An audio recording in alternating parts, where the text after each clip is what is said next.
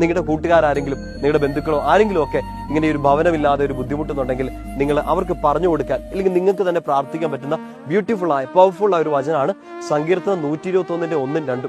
അതൊന്ന് കണ്ടുപിടിക്കുക, വായിക്കുക, നിങ്ങളുടെ സുഹൃത്തുക്കൾക്ക് പറഞ്ഞു കൊടുക്കുക. ഇപ്പൊ നിങ്ങളാണ് ഭവനം ഇല്ലാതെ ബുദ്ധിമുട്ടുന്നെങ്കിൽ ഈ വചനം ഒന്ന് ഉള്ളിലോട്ട് ഉറപ്പിക്കുക. സങ്കീർത്തനം 121 1-2 വാക്യങ്ങൾ അത് വായിക്കണം. എന്നിട്ട് എല്ലാവർക്കും വേണ്ടിയിട്ട് നിങ്ങൾക്കറിയാം, നിങ്ങൾ ഇത് കേട്ടുകൊണ്ടിരിക്കുന്ന എല്ലാവർക്കും ഈ വചനം അറിയായിരിക്കും, എങ്കിലും നിങ്ങൾ ഇത് കമന്റ് ബോക്സിൽ ഒന്ന് ഇടുക.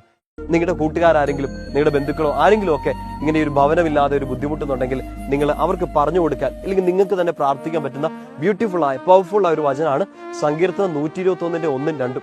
അതൊന്ന് കണ്ടുപിടിക്കുക, വായിക്കുക, നിങ്ങളുടെ സുഹൃത്തുക്കൾക്ക് പറഞ്ഞു കൊടുക്കുക. ഇപ്പൊ നിങ്ങളാണ് ഭവനം ഇല്ലാതെ ബുദ്ധിമുട്ടുന്നെങ്കിൽ ഈ വചനം ഒന്ന് ഉള്ളിലോട്ട് ഉറപ്പിക്കുക. സങ്കീർത്തനം 121 1-2 വാക്യങ്ങൾ അത് വായിക്കണം. എന്നിട്ട് എല്ലാവർക്കും വേണ്ടിയിട്ട് നിങ്ങൾക്കറിയാം, നിങ്ങൾ ഇത് കേട്ടുകൊണ്ടിരിക്കുന്ന എല്ലാവർക്കും ഈ വചനം അറിയായിരിക്കും, എങ്കിലും നിങ്ങൾ ഇത് കമന്റ് ബോക്സിൽ ഒന്ന് ഇടുക.